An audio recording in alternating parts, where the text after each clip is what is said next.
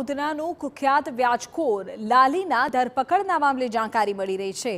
ઉધના પોલીસે લાલીની ઓફિસ પર સર્ચ હાથ ધર્યું। વ્યાજખોર લાલીને સાથે રાખીને તેની ઓફિસની તપાસ કરવામાં આવી।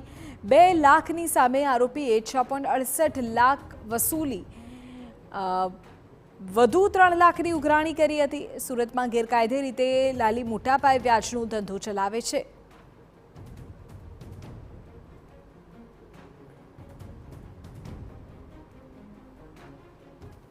જે રીતે ધર્મેન્દ્ર ઉર્ફે લાલી પંજાબી જે વ્યાજખોર છે તેની સામે ઉધના પોલીસે ગાળિયો કસ્યો છે।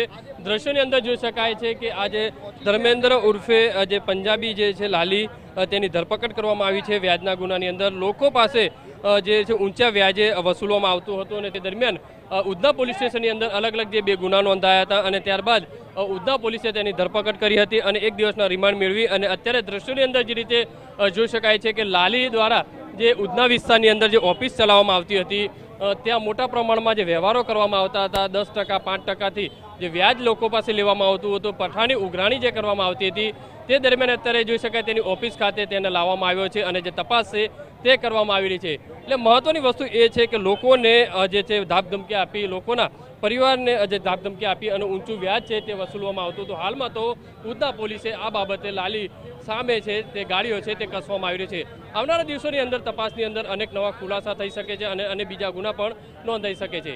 કેમેરામેન સંજય ચંદ્ર સાથે બલદુ સુથાર, TV9 સુરત।